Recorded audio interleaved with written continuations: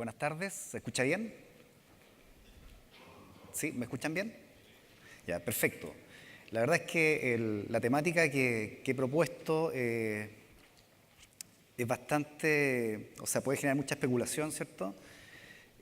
Porque son temas muy difíciles de medir, son temas difíciles de ver a nivel de campo, y es muy amplia la posibilidad, voy a hablar también del tema ventana, dado que se emplea mucho en economía, ¿cierto? La ventana de posibilidades de factores edáficos que uno podría estar midiendo y dedicarle tiempo, es muy amplio, pero no todo aporta información que sea consistente. La idea de estas charlas es que entregarles como mensaje que se puedan concentrar en algunos pocos aspectos que pueden explicar de muy buena forma, ¿cierto?, gran parte de lo que es la respuesta de nuestro cultivo a factores edáficos.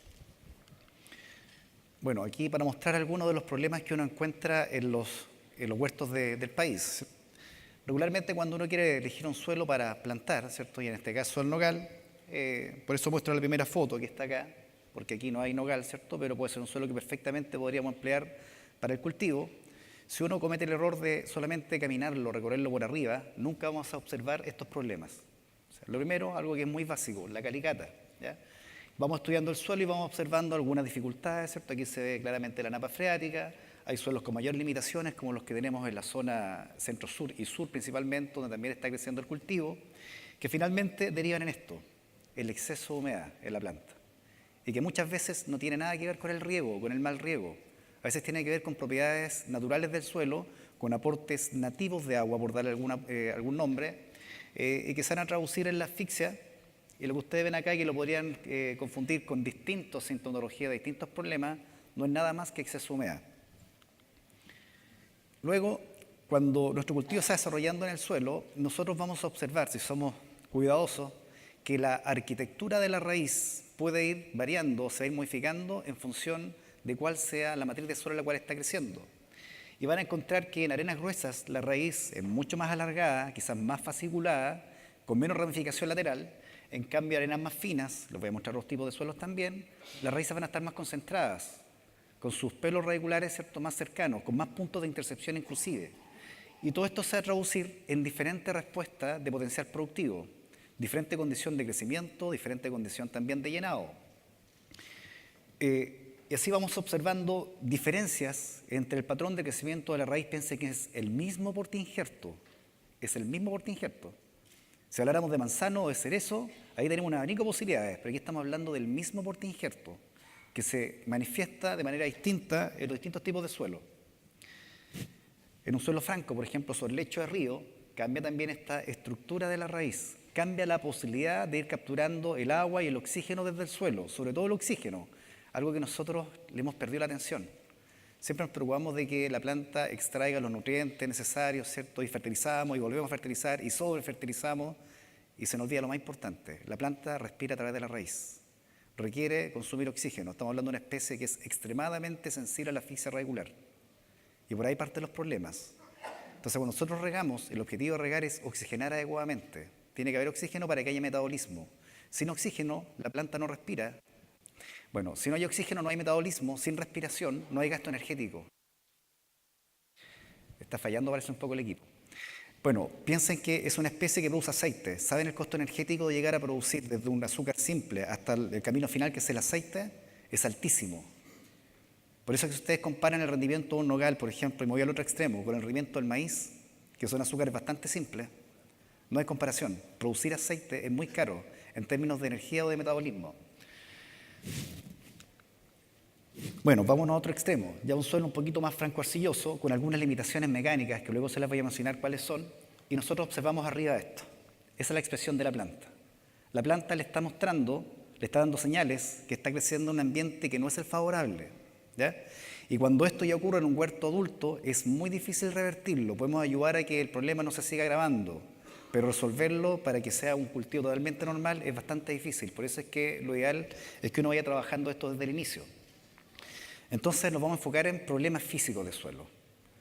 Muchos productores siempre han pensado que el problema de la productividad, cuando hablamos de factores edáficos, es cuánto hay que aplicar a nuestro cultivo, cuántos son los nutrientes, qué fertilizante emplear, etcétera, etcétera, análisis químico de suelo, ya incluso todos los años, y hay un montón de cosas que nosotros tenemos que mejorar.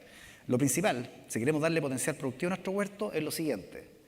Cuando ustedes eligen un suelo para plantar nogal, preocúpense primero de la profundidad efectiva, o sea, suelo realmente útil al cultivo. ¿Cuánto ideal? Mayor a 1,5 metros. Entre más profundo sea el suelo, va a ser mayor el volumen de crecimiento de la raíz, va a ser mayor el punto de intersección que va a tener la raíz y por lo tanto va a capturar mucho más oxígeno, más agua, más nutrientes, tiene mayor actividad metabólica, ¿cierto? Y eso confiere energía, confiere actividad hormonal y nos va a ayudar a que nuestro huerto se desarrolle bien. Que no haya compactación. No tienen que haber horizontes compactados, tenemos que romper la compactación, hay que estudiarla antes de plantar. Si está plantado también la podemos romper, pero es más difícil porque son otras las estrategias y las técnicas. No debe haber mal drenaje, eso es especie sensible a la asfixia radicular. Falta oxigenación que está asociado con el mal drenaje, ¿cierto? O con la saturación del suelo con agua. Y también la ausencia de secum, que es un término que quizás les va a parecer un poquito duro, ¿cierto? Que nosotros lo empleamos en agronomía cuando partimos enseñando los primeros cursos de suelo, edafología. Secum o secuencias de horizonte. Un ejemplo bastante simple. Si ustedes en Semana Santa viajaron hacia el sur o hacia el norte, en cualquiera de las dos direcciones, apenas pasaron el primer peaje y se nota sobre todo hacia el sur, pasaron de 3 vías a 2 vías, ¿cierto? Y después un poquito más al sur se encontraron con algunos arreglos en el camino, una sola vía, ¿ya? Y mucha gente saliendo que tenían que pasar un peaje. ¿Qué se producía en ese peaje? Acumulación de vehículos, ¿cierto? Atochamiento, dificultad para circular. Cuando ustedes no tienen secuencia de horizontes y los horizontes tienen distinto origen genético, la velocidad de infiltración y por lo tanto el movimiento del oxígeno cambia. Entonces comienzan a ocurrir saturaciones parciales de agua entre los horizontes. Y eso va afectando procesos de crecimiento, actividad hormonal, cuaja, calibre de fruto. Entonces lo ideal es que el suelo presente mucha similitud entre sus horizontes. Y cuando hablamos de similitud me refiero a factores físicos que son medibles, por ejemplo, velocidad de filtración. ¿Ya? Que el agua se mueva a igual velocidad entre el horizonte A, el B y el C. Si eso ocurre, va a llegar oxígeno adecuadamente a toda la raíz y la planta va a expresar su potencial de rendimiento. Si eso no ocurre así, tenemos que ver qué arreglos realizamos en el suelo para que esa condición se genere. Bueno, ¿qué deberíamos medir como indicadores sólidos? ¿En qué deberíamos preocuparnos? ¿En qué centramos la atención cuando ustedes hablan de análisis de suelo? O sea, además de las calicatas prospectivas, además de los estudios de suelo y de todos los mapas que podemos hacer, nos vamos a fijar en lo siguiente. Les mencionaba profundidad efectiva, mayor a 1,5 metros en lo posible. ¿Ya? Si eso no ocurre, tenemos otras técnicas que nos pueden ayudar a mejorar esto, que es el uso de camellones, por ejemplo. Resistencia mecánica del suelo. Aquí hay un valor de referencia. ¿Cierto? 1 pascal es lo mismo que 1 newton por metro cuadrado, ¿cierto?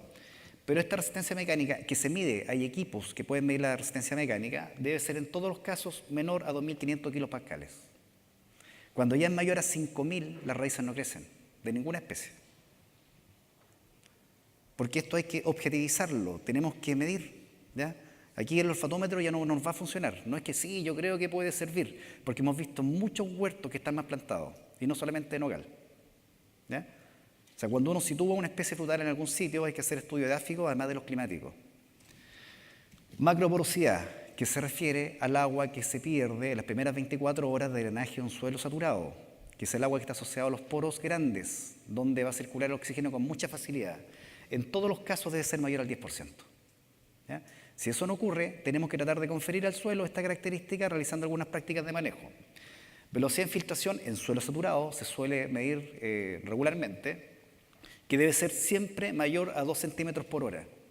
Ese es el valor de referencia, siempre mayor. Entre más alto sea, es mejor la velocidad de infiltración, se mueve más rápido el oxígeno, es difícil tener asfixia radicular cuando hay muy buena velocidad de infiltración. ¿Ya? Y todos los suelos se van compactando en el tiempo, todos. Y alguien les podría decir erróneamente, no, es que la maquinaria agrícola es la responsable de la compactación de los suelos. Si alguien piensa eso, yo los puedo invitar a ver suelos que están en la precordillera, que nunca han tenido agricultura, donde no pueden entrar los tractores porque no hay camino, porque no hay dónde hacer circular una maquinaria. Hacemos calicata, ¿cierto? Y vamos a observar horizontes compactados, suelos compactados. Principal agente de compactación, la lluvia. Y si le sumamos un mal riego, peor todavía. O sea, el agua que entra al suelo va arrastrando partículas por iluviación, las va arrastrando, son partículas finas, siguen la gravedad. Y eso se va acumulando y va sedimentando y va generando compactación. Todos los suelos del mundo se compactan en la medida que está entrando el agua al suelo. Algunos tardan más, otros menos. Y eso va generando una depresión del potencial de rendimiento, va bajando la capacidad de producción de nuestra planta. La estabilidad de los agregados, que se puede medir con distintas metodologías, ¿cierto? Aquí es más difícil colocar un valor, esto sí es medible. Y algunas propiedades químicas, no todas, o sea, todos los nutrientes son importantes, pero cuando hablamos del nogal, preocupémonos del pH, de las sales presentes, del manganeso en el suelo, que es indicador del contenido de arcilla. Entre más manganeso tenga un suelo, más arcillas hay, porque para que se acumule manganeso tiene que haber arcilla, porque es un catión divalente que requiere la presencia de arcillas para ser retenido en el suelo. Y si hay más arcilla, menos oxígeno, ¿ya? Insisto, es una especie sensible a la asfixia radicular. Y después van a haber otros problemas, ¿cierto?, puntuales. Herramienta disponible para corregir las limitaciones físicas, que va a ser lo que más nos va a importar para un buen desarrollo del cultivo de nogal. Las propiedades químicas las podemos corregir. Las propiedades físicas son difícilmente corregibles, ¿ya? No podemos cambiar el suelo de una hectárea. Entonces tenemos que realizar algunas prácticas. Primero, una preparación mecánica de cobertura total y profunda previo a la plantación. Eso sería la situación ideal, ¿ya? El uso del triente, por ejemplo. Camellones previo a plantación, no importa la dimensión. Siempre el camellón genera un horizonte antrópico que presenta una macroporosidad distinta al del resto del suelo y que favorece el desarrollo de las raíces superficiales, ¿ya? Cuando la planta comienza su crecimiento en primavera, requiere temperatura. Y cuando comienza a llegar la energía solar al suelo, las primeras o el primer suelo que comienza a tomar temperatura es la superficie. Entonces comienza el crecimiento arriba, porque ahí va tomando temperatura. Si llueve en primavera, el suelo se enfría y eso es nefasto para la actividad radicular, porque se necesita temperatura para que la raíz funcione. Manejo adecuado del riego, subsolado en huertos establecidos. Cuando ya tenemos un huerto establecido y tenemos suelos compactados, podríamos subsolar en función de cómo se distribuyan las raíces. Si ya las raíces se comienzan a cruzar, podríamos crear un problema. Por ejemplo, si cortamos raíces y el suelo tiene problemas de infiltración, podría haber fitóspora. Entonces, no siempre es aplicable esta práctica. Manejo adecuado del riego con el objetivo de oxigenar, que es diferente a reponer necesidades hídricas. Cuando hablamos de que hay que ser eficiente en el uso del agua, siempre pensamos, no, coloquemos sensores, ¿cierto? Midamos, tratamos de ser justitos con el agua. Eso es riesgoso, porque a veces nosotros tenemos que cargar un poco más de lo necesario con el objetivo de oxigenar, o muchas veces para lavar sales. Si nosotros solamente vamos reponiendo el agua que se va perdiendo y hablamos de un suelo salino o de aguas salinas, estamos concentrando las sales en la zona de raíces y estamos provocando un daño. Las sales son solubles y se pueden perder en el perfil del suelo con facilidad en la medida que nosotros realicemos riegos adecuados. Entonces, cuando nosotros tenemos problemas de suelo, tenemos que privilegiar la oxigenación adecuada y segundo, si hay problemas de sales, lavar las sales y para ello de vez en cuando hay que emplear riego de larga duración. Bueno, aplicación de ácidos húmicos y fúlvicos vía riego o cobertera, dependiendo cuál sea la estrategia que ustedes dispongan, cuál sea la posibilidad de poder aplicarlo. Este tipo de productos, bienvenidos para un adecuado desarrollo de raíces, para que haya adecuada vida de biomasa benéfica en el suelo y para mejorar el potencial productivo de nuestro huerto. Tenemos varios estudios en distintas especies frutales donde se ha constatado y se ha demostrado el efecto benéfico de este tipo de compuestos. Aplicación de enmiendas orgánicas en otoño o invierno, ¿cierto? En lo posible compostadas, también contribuyen a mejorar la materia orgánica del suelo y a la construcción del suelo. Aplicación de aminoácidos y ácidos carboxílicos vía riego también son estimulantes del desarrollo de raíces y también confieren vigor y mejoran calidad, sobre todo porque van interactuando con la biomasa benéfica del suelo y van generando sitios o alimento que permite que la biomasa crezca y todo lo que la biomasa va generando es leído por la raíz lo puede absorber y va mejorando su actividad. Está lleno de trabajo a nivel mundial que demuestra las bondades de este tipo de productos. Y finalmente, aplicación de biomasa microbiana benéfica, que puede ser el té de compost, té de humus o los cócteles de microorganismos que ya vienen formulados. También hay bastante de este tipo de productos en el mercado chileno. Todos funcionan, algunos van a ser mejores que otros dependiendo de la condición edáfica, ¿cierto? Y climática donde tengan que crecer. Pero hay que emplearlos. Aquí tenemos herramientas que nos van a ayudar a resolver estos problemas. Ejemplo, ¿cierto? El efecto del subsolado. Aunque la cita es un poquito antigua, no importa. Aquí se muestra, ¿cierto?, con datos objetivos, que cuando uno realiza un subsolado en el suelo, va bajando la resistencia mecánica, que aquí está medida como megapascales.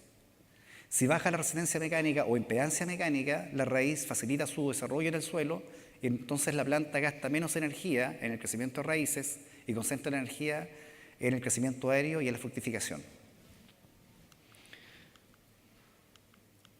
Bueno, ¿cómo se desarrolla o cómo responde la planta o nuestro cultivo a la aplicación de nutrientes? Aquí ustedes tienen un ejemplo bastante simple que explica el efecto diferencial de la aplicación de nutrientes. En la antigua agricultura, el productor pensaba que todo pasaba por el nitrógeno. Si a la planta le faltaba crecimiento, ¿cuál era la solución? Le aplica más nitrógeno. ¿Qué ocurría? Si a la planta le faltaba algún elemento, había alguna impedancia mecánica, había algún problema de cualquier tipo, problema edáfico me refiero, al aplicar nitrógeno, obliga a que la planta genere más masa de raíces. Si crece la raíz, primero tiene mayor actividad hormonal. Segundo, explora más sitios de suelo y va extrayendo agua, oxígeno y nutrientes desde otra zona. Entonces, observaba respuesta al nitrógeno y pensaba que era mágico. El nitrógeno resuelve todo. Sin embargo, cuando se les pasa la mano con el nitrógeno, se desarrolla una hormona interna que se llama etileno, que ustedes la conocen bastante bien, y sabemos que el etileno es enemigo de la guarda de la fruta. ¿Ya? Por lo tanto, no queremos exceso de nitrógeno y no queremos desbalance. Por otra parte, un exceso de nitrógeno reduce la entrada de luz al huerto. Si no hay luz, no hay inducción de flores, ¿o no? Entonces tenemos que ser cuidadosos con ese elemento. Para el fósforo es difícil encontrar respuesta en fruticultura. Es difícil. ¿Por qué? Los frutales, a diferencia de los cultivos, generan muchos azúcares, muchos ácidos orgánicos, producto de su metabolismo secundario, y los van exudando para ayudar al crecimiento de la raíz. Le van enviando carbohidratos vía floema para que la raíz vaya creciendo, y parte de esos carbohidratos o de esos ácidos orgánicos son exudados al medio. Estos compuestos tienen reacción ácida en el suelo y van solubilizando elementos nativos, dentro de ellos el fósforo. Entonces, regularmente el fósforo, nosotros nos concentramos en aplicar fósforo al inicio del huerto, cuando estamos plantando, cuando se está estableciendo, ¿ya? Ahí le damos potencial de crecimiento. El fósforo sería similar a la leche materna. Luego, durante el cultivo, vamos reponiendo los consumos de fósforo, ¿ya? Y los vamos aplicando y tratando de que este elemento quede en contacto con el mayor volumen de raíz posible, para que haya mayor probabilidad de consumo. Tiene que tomar contacto con las raíces.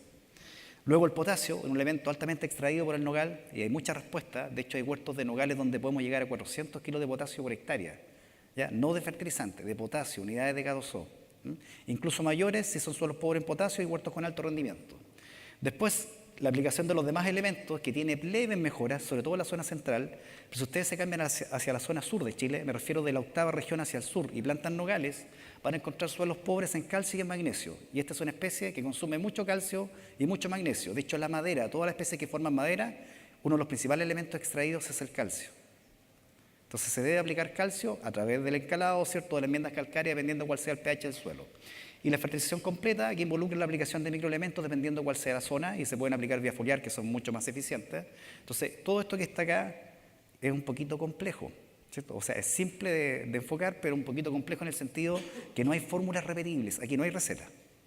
Aquí no sirve que un productor le copie a otro, ¿cierto? Fue a ver un huerto a tal zona y ahí lo hacían todo perfecto, le copió la receta, la llevó al huerto, ¿cierto? Lo empezó a aplicar y con eso tenemos todo resuelto. No funciona así.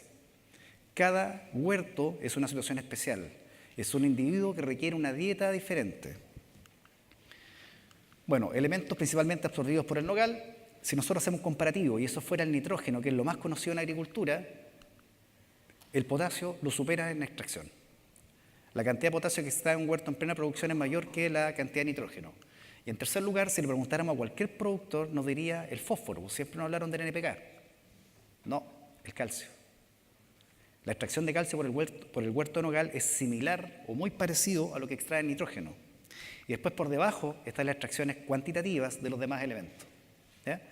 Incluso más magnesio que fósforo.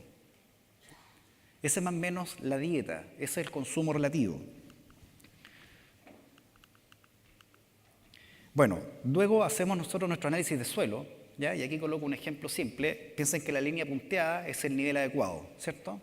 Si a alguien le gusta el fútbol, puede decir, bueno, el número de copas ganadas en el campeonato nacional, ¿ya? Entonces aquí estarían las 32, 33 copas, ¿sí? O sea, esto estaría adecuado, y así vamos a mirar nuestro análisis de suelo. ¿Cuál es el factor limitante? ¿Qué es lo que está peor? ¿En qué me voy a enfocar? ¿Me sirve copiar la receta? No me sirve, ¿ya? Entonces, si nosotros vemos aquí, bueno, esto está bien, le falta muy poco, ¿cierto? Quizás motivar a los jugadores para que hagan más goles, ¿ya? Esto está un poquito más abajo, ¿cierto? Me faltó colocar aquí una combinación de de blanco con azul, que ahora está muy bien, ¿cierto? Pero no cabía la combinación de colores. Pero bueno, esto que está acá, ideal es corregirlo al momento de plantar, antes de plantar, ¿ya? Incorporarlo al suelo es la oportunidad de que los elementos puedan profundizarse, que los puedan meter dentro del suelo. Si lo hacemos después y lo aplicamos en cortera, algunos elementos se van a mover menos y otros se van a mover más. También va a haber respuesta, pero no es lo mismo que aplicarlo al suelo y luego incorporarlo, ¿ya?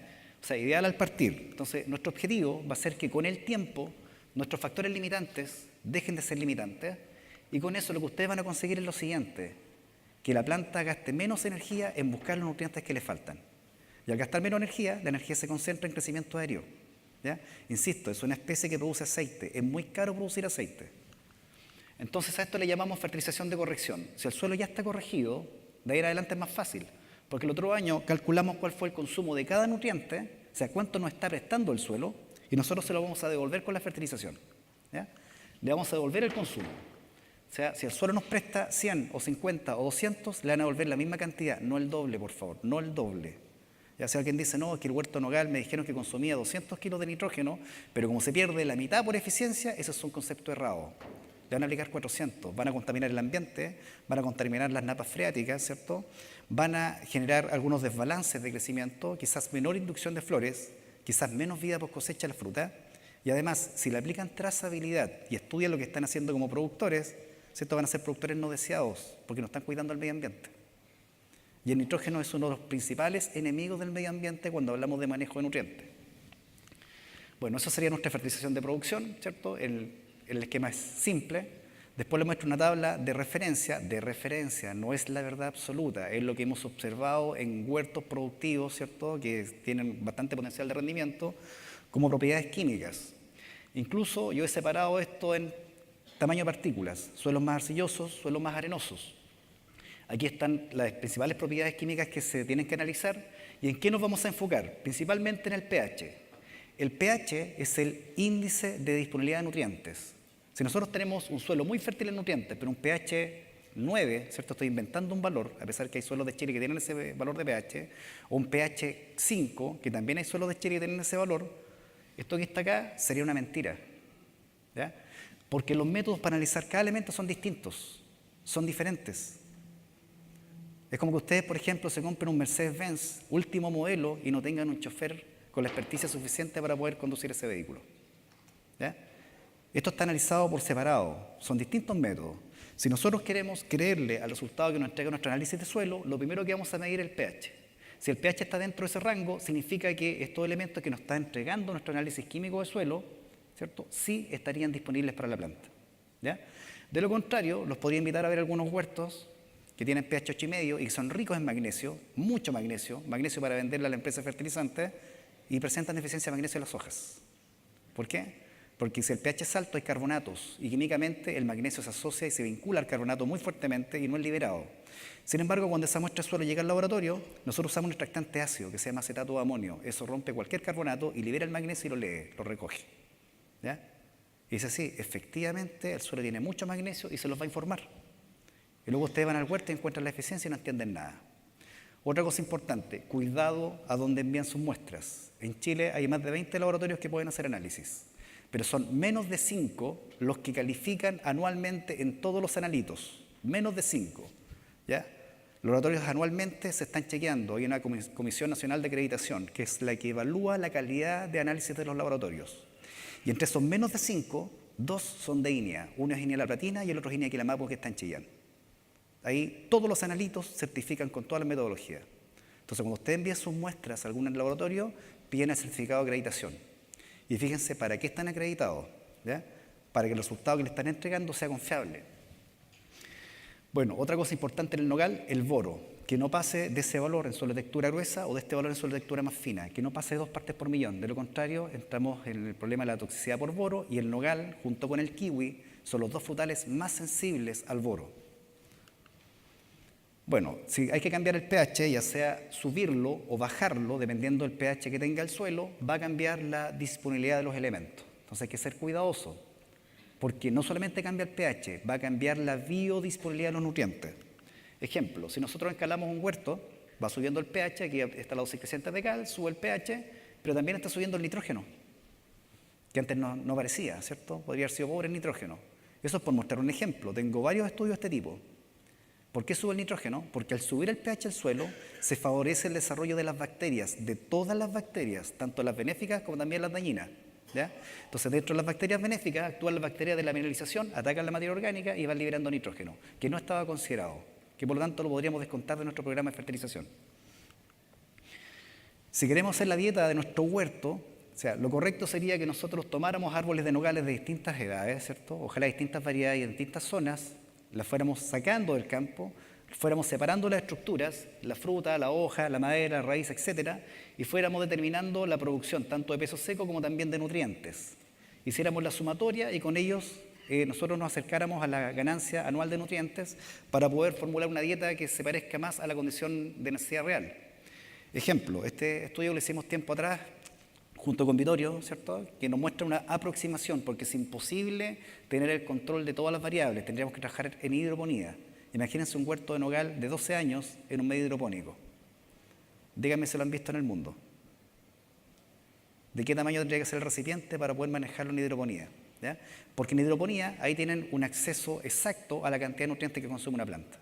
Nosotros trabajamos en condiciones de campo, ¿cierto? Y vamos o sacando plantas con retroexcavadoras, ¿cierto? O midiendo crecimientos anuales, marcándolo y luego destrozando la madera para poder hacer una aproximación.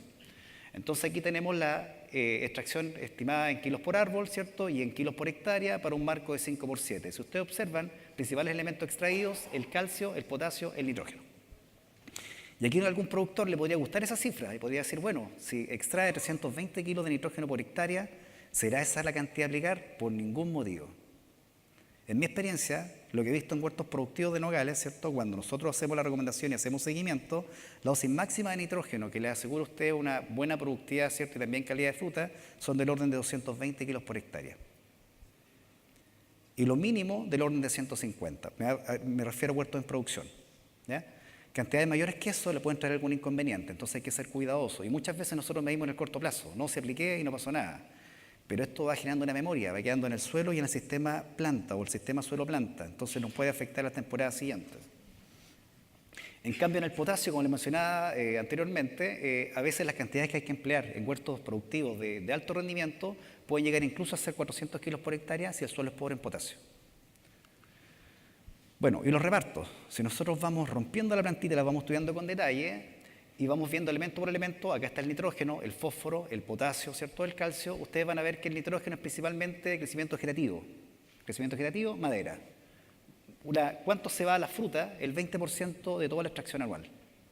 En el caso del fósforo se va el 25% de la extracción anual. El resto son crecimientos vegetativos, ¿cierto?, raíces. Pero en el caso del potasio, y al igual que en todos los frutales, el 50% se va a la fruta. El 50%. Y es un elemento asociado a la calidad. Mayor movimiento de azúcares, ¿cierto?, mayor tamaño, mayor calibre, ¿cierto? En otras frutas, por ejemplo, en el caso de los carozos, es firmeza, sólidos solubles. Y en el caso del calcio, muy poco está en el fruto, la mayor parte está en el crecimiento vegetativo, en la madera, en las raíces. En los demás elementos, magnesio, muy poco a la fruta, principalmente crecimiento vegetativo, lógico, color verde, ¿cierto? Entonces, madera, raíces, en el azufre, muy poco en la fruta, básicamente está en el crecimiento vegetativo y en la madera. Ya en los microelementos desaparece su presencia en la fruta. No es que no haya, hay, pero en esta escala de presentación no se alcanza a observar, no se alcanza a detectar. Lo mismo ocurre para el zinc, ¿cierto?, para el cobre, para el boro. No alcanza a aparecer la fruta en términos porcentuales por la escala en la cual está construida esta gráfica. En términos de la acumulación, la ganancia estacional, que no es lo mismo que el consumo desde abajo, no, porque esta planta acumula reservas. Y cuando parte creciendo, parte con las reservas, ¿ya? Y las reservas le permiten lograr gran parte del crecimiento de la primavera. Entonces, cuando va creciendo, ustedes van observando que en octubre tiene gran parte del crecimiento, esto es la zona central, noviembre, ¿cierto?, menor expresión de crecimiento, diciembre, desde enero en adelante ya no hay problema, ya no hay crecimiento, ¿ya? Esto partió con la reserva porque en este minuto la raíz es floja, todavía no está absorbiendo, porque no tiene temperatura. Está comenzando a activarse, los nutrientes se absorben por las raíces nuevas, ¿cierto? No nos sirven las raíces leñosas, tiene que haber raíz nueva para que haya absorción. Entonces, el crecimiento de raíces va a comenzar por aquí o por acá, dependiendo de la zona. Así que vamos haciendo una aplicación combinada. Sabemos que tenemos reservas y sabemos que hay cierta capacidad de consumo. Y con eso vamos ajustando un poco la aplicación de nutrientes. Si ustedes observan, en todos los nutrientes la gráfica es más o menos similar. Un caso importante, tiempo atrás veía un huerto que estaba afectado por sales. O sea, poco tiempo atrás, 2 semanas, una semana atrás también, en distintas zonas, distintas sales. Pero en todos era coincidente, y no solamente era el nogal, el avellano europeo también, ¿ya? Todas las especies que presentan su crecimiento concentrado en primavera y que cesan el crecimiento, que crece muy poco en términos vegetativos en el periodo de verano, comienzan a mostrar sus problemas de salinidad desde enero en adelante. Porque cuando deja de crecer el tejido, sigue transpirando, sigue moviendo agua, sigue arrastrando elementos desde abajo. Y si hay elementos salinos, se van a acumular en los sitios activos, que son las hojas nuevas o que ya comenzaron a madurar, y se va siempre hacia la periferia, porque las células de la periferia de la hoja son metabólicamente mucho más activas que las células del centro. Entonces, cuando los problemas comienzan desde enero en adelante, lo primero que hay que sospechar, sales. Bueno, los demás elementos, ¿cierto?, siguen más o menos el mismo patrón de acumulación estacional. Entonces, con ese conocimiento nosotros podríamos hacer una fórmula simple, súper simple, que es lo que nosotros siempre empleamos en términos agronómicos. Usemos un valor de cálculo, ¿cierto?, algún patrón de cálculo, que para huertos en producción va a ser el rendimiento, y nosotros vamos a decir, bueno, la dosis de nitrógeno en nuestro huerto nogal va a ser el rendimiento multiplicado por un factor entre 20 y 30, dependiendo del vigor del huerto, dependiendo de los resultados del análisis de tejidos, ¿cierto?, la temporada anterior, y también de algunos indicadores naturales, por ejemplo, la presencia de vegetación, de malezas. No es lo mismo que hayan gramíneas que hayan leguminosas. Las gramíneas dominan en suelos ricos en nitrógeno. Cuando no hay nitrógeno, ahí recién comienzan a crecer las leguminosas, que es al revés de lo que se cree. Uno cree que cuando hay huertos donde dominan las leguminosas, el suelo es rico en nitrógeno. No es así. Donde dominan las gramíneas, hay mucho nitrógeno en el suelo. Por eso la gramínea puede crecer porque es nitrógeno dependiente. Entonces, en función de esos indicadores, nosotros vamos a determinar el factor de cálculo. Para el fósforo sería el rendimiento por un factor que puede fluctuar entre 10 y 20, también dependiendo de la analítica de suelo y de los análisis foliares. Para el potasio entre 30 y 50, para el calcio desde nada, en suelos, por ejemplo, en la zona central o de la quinta región, que tienen un pH neutro a básico y tienen mucho calcio reserva, donde lo que hay que hacer es liberar el calcio a través de alguna acidificación con alguna metodología. Para magnesio, entre 5 a 10 veces el rendimiento. Si hacemos un ejemplo simple, para un huerto que presenta un rendimiento de 6 toneladas por hectárea y tomamos valores medios, llegamos a estas cantidades totales, ¿ya? Eso es solamente para mostrar cómo funciona este cálculo simple, y que luego esto lo vamos a corregir en función de lo que observemos en desarrollo vegetativo, en calidad de fruta y también en análisis nutricionales, principalmente de hojas. Y eso después lo podemos llevar a un programa de fertirrigación, donde están los distintos meses, los productos genéricos, ¿cierto?, para no hacerle propaganda a ninguna marca, y en un sistema simple. Si ustedes hacen sistemas complejos de fertilización y le entregan al encargado de riego un programa complejo, se puede equivocar. Y lo que va a ocurrir es que a terminar la temporada agrícola, ustedes van a ir a la bodega y se van a encontrar que les sobraron fertilizantes. Y no es porque esté mal calculado. Lo que pasa es que el operador agrícola, ¿cierto?, va a pensar de la siguiente forma. Si alguna vez me equivoqué en la aplicación de glifosato, leí mal y lo apliqué arriba, pensando que era un insecticida, ¿cierto?, y dañó la planta, y se dieron cuenta que la había dañado y yo fui el culpable, como ahora estoy confundido con los fertilizantes, y me he dado cuenta que las plantas crecen naturalmente en todas las zonas sin fertilizantes, solo que producen menos. Si tengo duda, no voy a aplicar, y así a la planta no le va a pasar nada y nadie se va a dar cuenta que me equivoqué. Claro, y comienzan a sobrar los fertilizantes, por lo tanto hay que hacer un sistema simple. Entonces yo propongo el sistema de colores.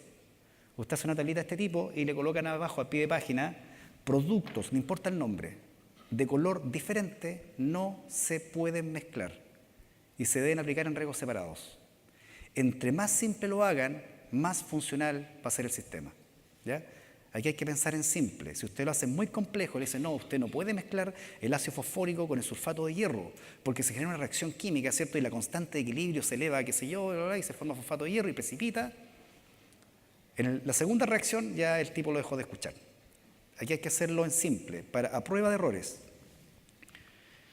Bueno, después nosotros vamos a chequear cuál fue el resultado de nuestro manejo nutricional con esta gran tabla de referencia, que siempre es discutible. Yo les podría mostrar los estudios que tengo en otras especies como el arándano, ¿cierto?, como el cerezo, donde hay muchas diferencias varietales y tenemos que ajustar tablas por variedad. Aquí es más simple porque son menos variedades y solamente tenemos un portainjerto que es el que está dominando, ¿ya? Entonces, nosotros chequeamos de acuerdo a esta tablita y aquí qué cuidado hay que tener. Si ustedes observan esta tabla, aquí están los elementos, la unidad de medida en la hoja, la unidad de expresión, nivel deficiente, nivel adecuado, nivel excesivo. Para hacerlo simple, no hay coincidencia entre el límite máximo del nivel adecuado y el límite mínimo del excesivo, o lo mismo entre el límite mínimo del nivel adecuado y el límite máximo del nivel deficiente. ¿Por qué? Se conoce como deficiente o excesivo aquella concentración que está asociada a una sintomatología a nivel de hoja. O sea, tiene que ser muy grave el problema para que se observe Y una vez observado, se analiza, ¿ya? Y se estudia el caso para definir cuál es la concentración a partir de la cual el elemento está deficiente o está excesivo. Entonces podría ocurrir que ustedes recorran su huerto y lo ven verde normal, completamente normal. Y dicen, no, sabes que no voy a hacer análisis foliar, porque está verde. La planta está sana, no se observa nada, ¿ya? Es lo mismo cuando ustedes, por ejemplo, se resfrían. Si ustedes se han contagiado un resfrío, el resfrío va a aparecer 2 o 3 días después del contagio, se está incubando. Entonces, cuando algún elemento está por aquí o está por acá, hablamos de deficiencia oculta o exceso oculto. Y ambos están afectando el potencial de rendimiento. Entonces, para chequearlo, para detectarlo, tienen que hacer análisis foliar todos los años. En cambio, el análisis de suelo, los suelos son muy estables en el tiempo, ¿cierto? Y hay estudios hechos por Rafael Ruiz que demuestran que ustedes necesitan del orden de 5 años consecutivos de un manejo de fertilización diferente para que encuentren diferencias significativas en las propiedades químicas del suelo.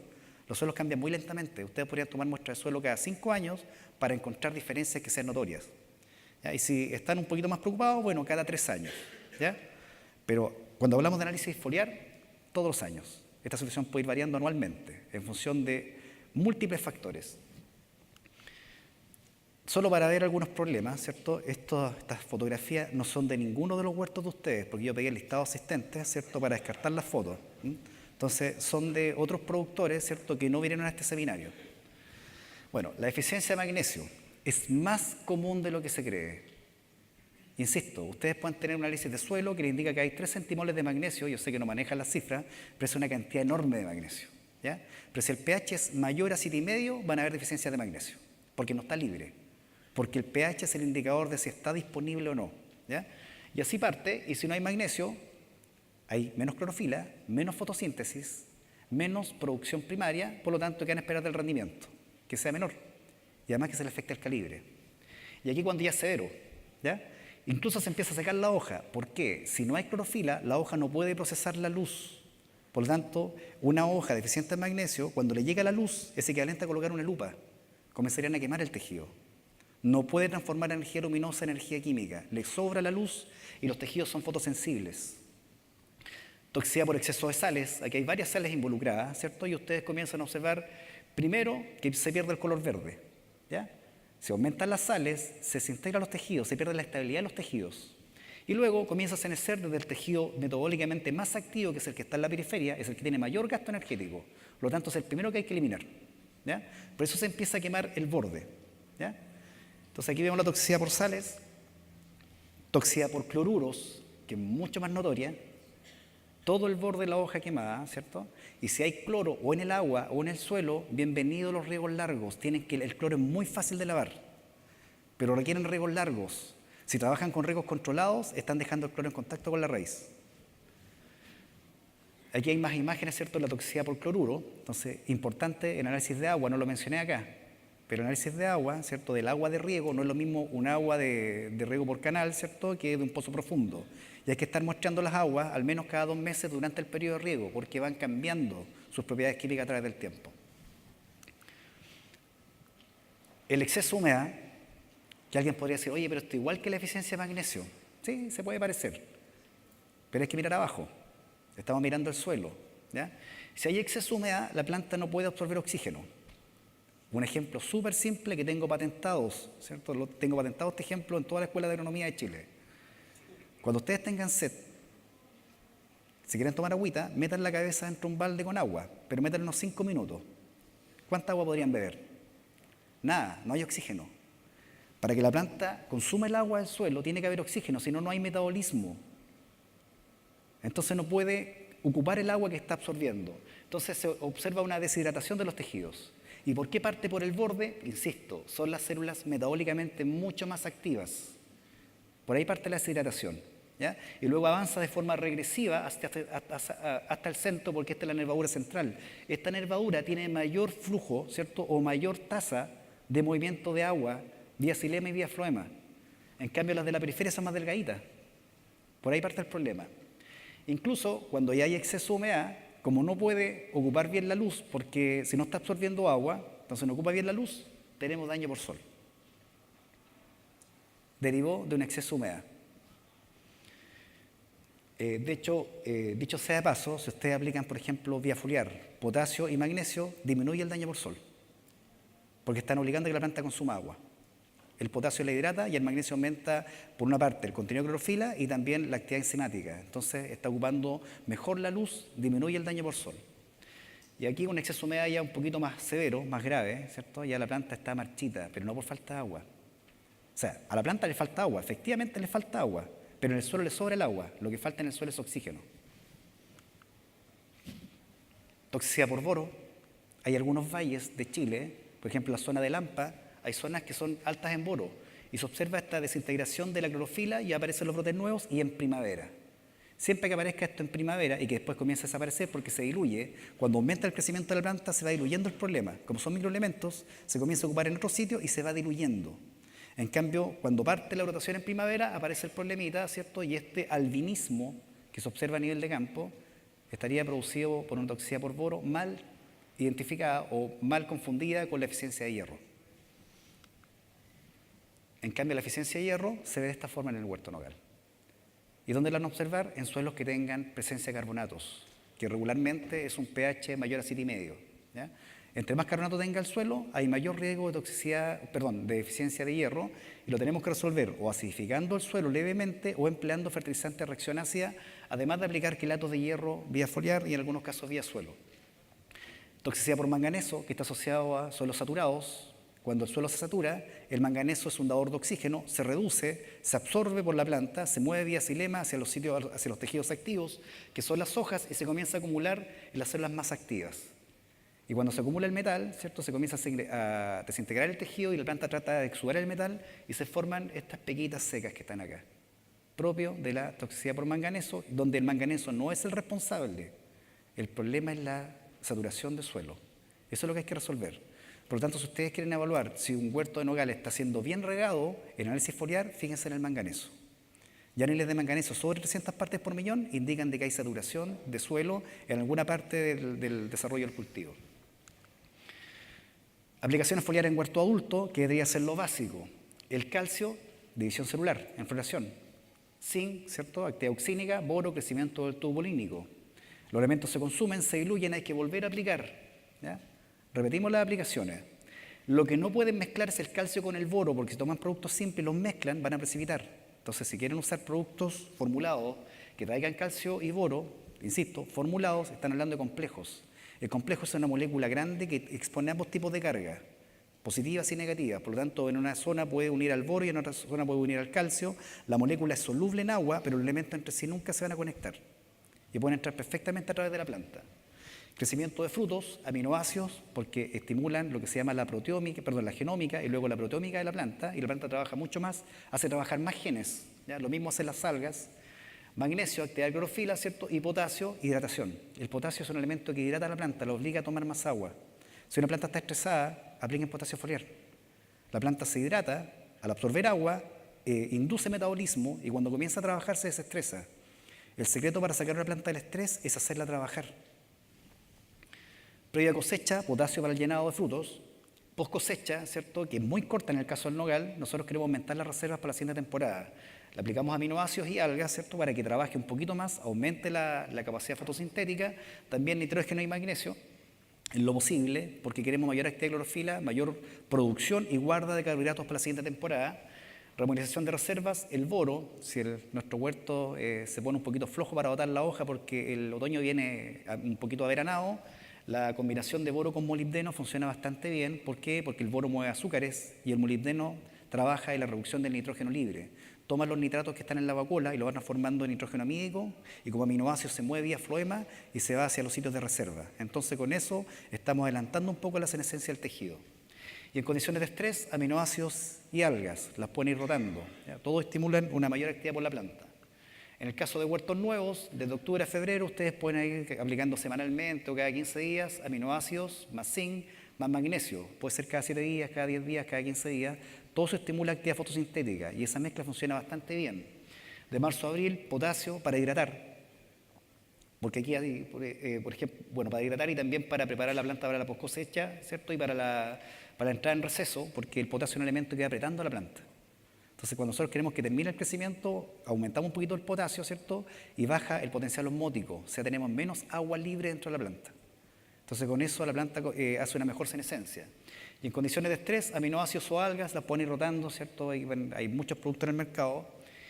Y ya para no excederme, ¿cierto? Si alguno de ustedes quiere saber un poquito más de este tipo de información nutricional y quiere estudiarlo con más detalle, les recomiendo cualquiera de estos dos libros. Este ya entiendo que está agotado, pero de este ejemplar, de esta edición nos quedan bastantes ejemplares. Los pueden conseguir en INEA La Platina, ¿cierto? Y aquí hay bastante información del nogal. Todos los datos que les mostré de nogal están publicados acá en este libro. Aquí hay mucha información, ¿cierto? Y también de interpretación de análisis químicos, foliares, etcétera. Y si alguien tiene problemas de insomnio, le sugiero este libro. En la 4ª página ya están dormidos. Muchas gracias.